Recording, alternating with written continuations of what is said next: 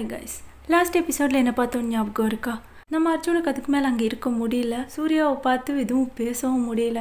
ஏன்னா போன அவளே சொல்லிட்டாளே. ஸோ அதுக்கப்புறம் எந்த வார்த்தையும் இல்லாமல் சரி நான் கிளம்புறேன் அப்படின்னு சொல்லிட்டு அங்கேருந்து போகிறான். போகும்போது சூர்யாவும் கூட தான் போகிறான். பட் எதுவுமே பேசிக்கல. பேசி நான் அழுதுருவோன்னு ரெண்டு பேருக்குமே தெரியும். ஸோ எதுவுமே பேசாமல் போயிட்டுருக்காங்க. லாஸ்ட்டில் ஏர்போர்ட்டும் போய் சேர்ந்துடுறாங்க. அங்கே போனதுக்கப்புறம் தான் அர்ஜுனுக்கு ஒரு மாதிரி இருக்குது. லாஸ்ட்டில் ஏதாவது பேசிட்டு போகலாம் அப்படின்ட்டு பக்கத்தில் வர்றான். பட் எதுவுமே பேசாமல் லைட்டாக ஒரு கிஸ் பண்ணிட்டு அதுக்கப்புறம் சூர்யா ஏதோ சொல்ல வர அதையும் கேட்காம அங்கேருந்து போயிடறான். அவ்வளோ நேரம் பேசாமல் அத்தனையும் அடக்கிட்டு இருந்த சூர்யா அவன் போனதுக்கப்புறம் கத்தி அழறான். பட் என்ன பிரயோசனம்? அம்மா அஞ்சலிக்கும் பிரயோசனம் இல்லை. அவன் பாட்டுக்கு அவன் போயிடறான். இந்த பக்கம் இவ சோகத்திலே இருக்கா. இந்த பக்கம் அர்ஜுன் வெளிநாட்டுக்கு போய் சேர்ந்துடுறான். அங்கே போயிட்டு வேலை என்ன பண்ணுறான்னா ஜெய் கூட போய் பேசுகிறான். அந்த மாதிரி நிலத்தெல்லாம் என்னால் தர முடியாது அப்படின்ட்டு. பட் அதுக்கு பதிலுக்கு ஜெய் ஏதோ சொல்கிறான். அது கேட்டுட்டு இவனுங்க தூக்கி வாரி போட்டு யாரா இவன் இப்படி சொல்கிறான் அப்படின்ட்டு பார்த்துட்டு இருக்கானுங்க. அப்படியே அந்த எபிசோட் முடிஞ்சிருக்கும். இதுக்கப்புறம் என்னெல்லாம் ஆச்சுன்னு தான் பார்க்க போகிறோம். வாங்க நண்பர்களே, கதைக்குள்ளே போகலாமா? ஸ்டார்டிங்லேயே ஜெயை தான் காட்டுறாங்க. அவன் போட்டு கத்திட்டு இருக்கான். என்னடா நினச்சிட்டு இருக்கீங்க?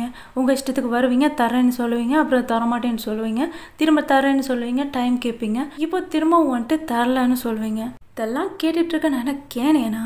பாருங்க அர்ஜுன், பேசின மாதிரி ஒழுங்கா இந்த டீலை முடிச்சிருங்க, அதுதான் ரெண்டு பேருக்குமே நல்லது அப்படின்றான். இதை கேட்டுட்டு அர்ஜுன் தெளிவாக சொல்கிறான், இல்லை என்னோட நிலத்துல இருந்து என் ஊரில் இருக்கிற ஒவ்வொருத்தரோட நிலமும் அங்கே இருக்கிற விவசாயத்துக்கு தான். இதில் நான் எந்த விஷயத்துலையும் மாறப்போகிறது இல்லை.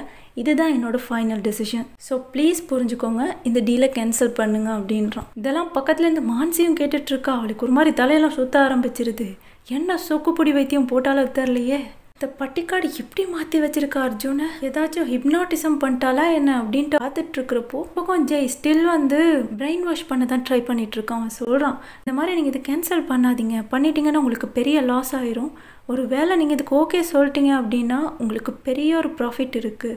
என் கம்பெனி கூட நீங்கள் டீல் வச்சுக்கிறீங்க அப்படின்றதே உங்களுக்கு பெரிய ஸ்டேட்டஸ், அது உங்களுக்கே தெரியும். ஸோ எமோஷ்னலி முடிவெடுத்து இப்படி ஒரு நல்ல ஆஃபரை இழந்துடாதீங்க அப்படின்றான். பட் அர்ஜுன் எங்கே எதுக்குமே அசர்ற மாதிரி இல்லை. அவன் சொல்கிறான், இல்லை நான் என்னோட நிலத்தை தர்றதா இல்லை அப்படின்றான். இதுக்கப்புறம் தான் ஜெய் அவனோட சுயரூபத்தையே காட்ட ஆரம்பிக்கிறான். அவன் சொல்கிறான், அந்த மாதிரி என்னடா நினச்சிட்டு இருக்க? ஆக்சுவலி நீ இல்லைன்னா எதுவும் நடக்காதுன்னு உனக்கு ஒரு நினைப்போ. நீ பக்கத்தில் இருந்தால் ஏதோ எல்லாம் ஈஸியாக முடிஞ்சிடும் அப்படின்றதுக்காக பக்கத்தில் வச்சுட்டு இருந்தனே ஒழிய நீ எனக்கு எதுவும் தேவையில்லை. Actually I don't need you.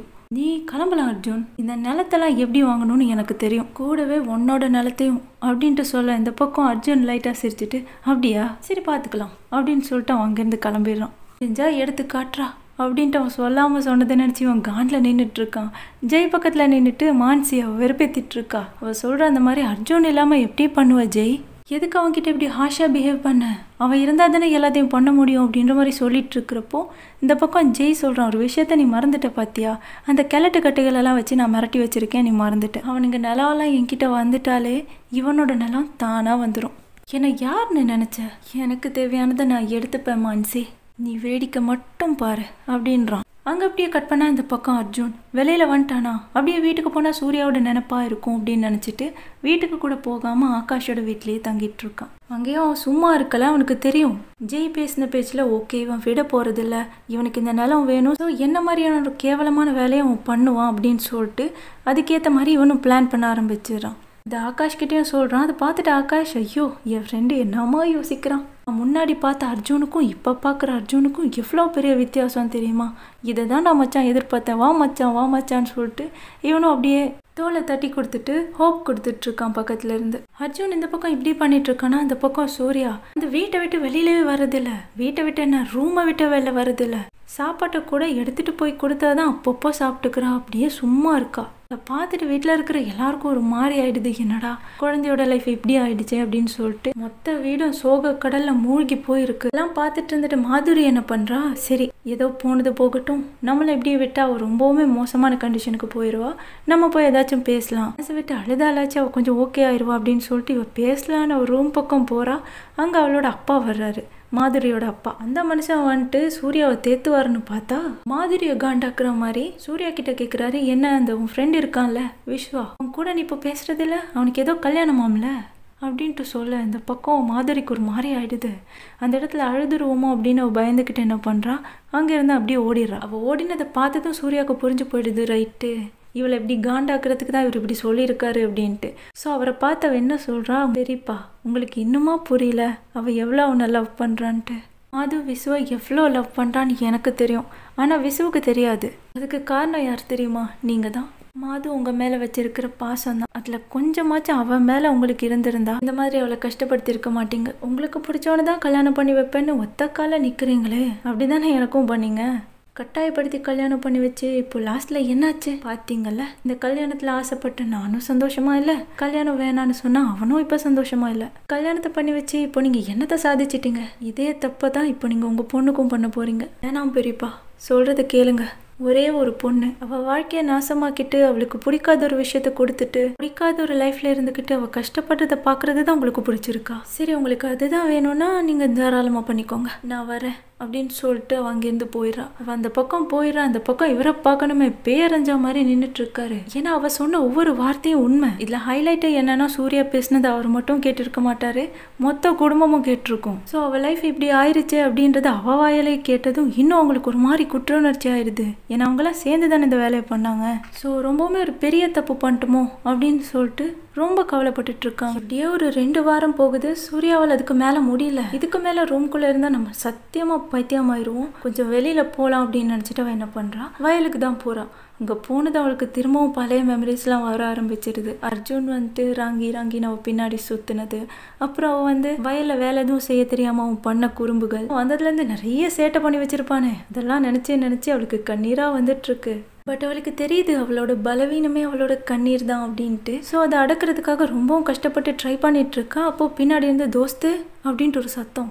Visu அப்படின்னு சொல்லிட்டு இவ திரும்புறா. அப்படியே டோட்டலாக மாறி போயிருக்கான். அவன் தாடியெல்லாம் வளர்த்துக்கிட்டு மெலிஞ்சு போய் மூஞ்சில் அந்த பழைய சிரிப்பெல்லாம் இல்லை, ரொம்பவுமே கடுகடுன்னு நிற்கிறான். கண்ணு வேற கலங்கிருக்கு. டே என்னடா ஆச்சு அப்படின்ட்டு ரொம்ப பதறி போய் கேட்குறப்போ அவன் கேட்குறான், அந்த மாதிரி தோஸ்து நீ நிஜமாக தான் உன் போத்தாங்கிட்ட பேசுனியா, அவர் உனக்கு வாக்கு தந்ததெல்லாம் உண்மைதானா இல்லை விளையாட்டுக்கு சொன்னாரா அப்படின்ட்டு கேட்குறான். அதை கேட்டுதான் சூர்யாவுக்கு ஒரு மாதிரி ஆயிடுது.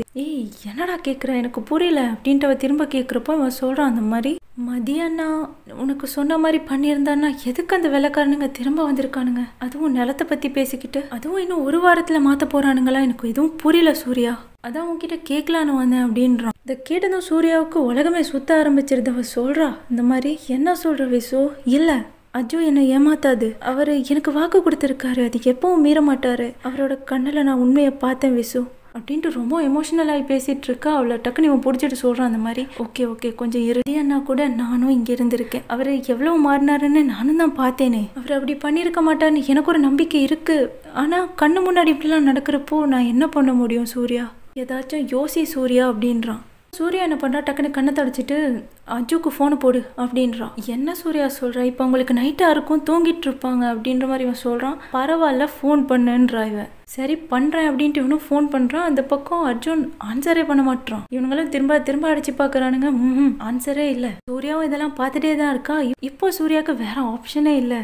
சொல்லியிருப்பாள், அவ வாக்கு கொடுத்துருப்பாள், இந்த மாதிரி நீ ஜெயிச்சிட்ட அப்படின்னா உன்னோட விஷயத்துல நான் தலையிட மாட்டேன், நான் இந்த நிலம் விஷயமா யார்கிட்டையும் போய் பேசவும் மாட்டேன் அப்படின்னு சொல்லியிருப்பா. பட் இப்போ அவன் ஆன்சர் பண்ணலை, யார்கிட்ட போய் கேட்க முடியும். ஸோ அவளோட ப்ராமிஸையும் மீறி அவள் என்ன பண்ணுறா, அந்த ஊர் ஆளுங்களோட பேசலாம் அப்படின்னு சொல்லிட்டு போகிறான். அங்கே போயிட்டு அவங்களெல்லாம் கூப்பிட்டு வச்சு, எதுக்கு நிலத்தெல்லாம் விற்கிறீங்க, உங்களுக்கு ஏதாச்சும் பணம் கஷ்டம் அப்படி ஏதாச்சும் இருந்தால் தயவு செஞ்சு என்கிட்ட சொல்லுங்கள், நான் அதெல்லாம் பார்த்து சரி பண்ணுறேன், கடனாக இருந்தாலும் அதை நான் அடைக்கிறேன், நிலத்தை விற்காதீங்க, தயவு செஞ்சு இப்படி பண்ணாதீங்க அப்படின்ட்டு கெஞ்சிட்டு இருக்கா. இந்த பக்கம் இருக்கிற வயசானவங்களுக்கெல்லாம் ஒரு மாதிரி தர்ம சங்கடம் ஆயிடுது. என்னடா சூர்யா இப்படி கெஞ்சிட்டு இருக்கா அப்படின்ட்டு.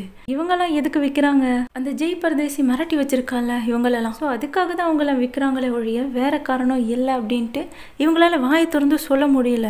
சொன்னான்னா அந்த பக்கம் கொலை பண்ணிடுவேன் அப்படின்ட்டு மிரட்டி வச்சிருக்கான். ஸோ வேற வழியே இல்லாமல் சூர்யாவை பார்த்து மனசை கல்லாக்கிட்டு சொல்கிறாங்க, இந்த மாதிரி இந்த பாரு சூர்யா, உன் மேலே எங்களுக்கு நிறைய பாசம் இருக்குது, இந்த மாதிரி நிலம் சம்மந்தமாக பேசி அதை நீயே கெடுத்துக்காத, நீ ஏதோ வசதியான வீட்டில் பிறந்த புள்ள சூர்யா, உனக்கு இந்த கஷ்டம் அப்படின்னா என்னன்னு கூட தெரியாது, எங்கள் நிலம் எங்களோட காசு எங்களோட இஷ்டம், நாங்கள் ஏதோ பண்ணிட்டு போகிறோம், உனக்கு என்ன வந்துச்சு, இன்னொரு தடவை இந்த மாதிரி நிலம் சம்மந்தமாக பேசுகிறதா இருந்தால் தயவு செஞ்சு எங்கள் கண்ணு முன்னாடி வராத சூர்யா அப்படின்றாங்க. இந்த மாதிரிலாம் சூர்யா கிட்ட இது வரைக்கும் யாரும் பேசினது கூட இல்லை. ஸோ இதெல்லாம் கேட்டதும் சூர்யா ரொம்பவுமே உடஞ்சி போயிடுறா. கண்ணில் இருந்து மறுபடியும் கண்ணீர் கொட்டிகிட்டே இருக்கா. அப்படி அழுதுகிட்டே நிலத்துல தொப்புன்னு உட்காந்துடுறா. அப்போது அங்கே விஸ்வாவும் யாழ்வேந்தனும் ஓடிட்டு வர்றாங்க. வந்து சூர்யா இது என்ன இப்படி உட்காந்துட்டு இருக்க, நிலத்தெல்லாம் வாங்க நம்ம விட்டுருவோமா, அந்த வெள்ளைக்காரனுங்களை ஓட ஓட அடிச்சு வரட்டலாம், நீ வா சூர்யா எழுந்துடு எழுந்து வா அப்படின்னு சொல்லிட்டு இருக்கிறப்போ இவ சொல்றா, என் அஜய் என்னை ஏமாத்திட்டானா, தோத்துட்டேனா அப்படின்னு சொல்லிட்டு நிலத்தையே பார்த்துட்டு இருக்கா. அப்படியே அந்த எபிசோடு முடியுது. இதுக்கப்புறம் என்னெல்லாம் ஆச்சுன்னா அடுத்த எபிசோட்ல பார்க்கலாம். நன்றி.